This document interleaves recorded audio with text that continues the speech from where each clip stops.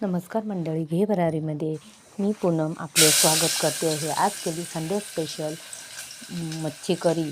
यात सौंदाळे आणि बांगडे स्वच्छ धुवून साफ करून घेतले आहेत आणि त्याला मीठ लावून पण ठेवलं आहे.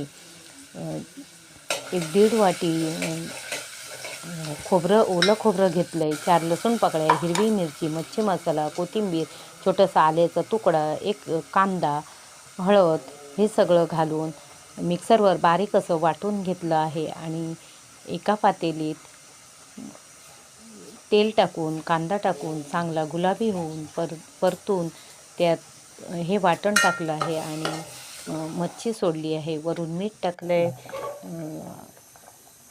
चिंच पण थोडीशी मिक्सरवर वाटली होती, सांगायला विसरली. आणि सोलं पण कोकम पण टाकली आहे. आवडल्यास लाईक करा, शेअर करा. अशी झाली मच्छी करी.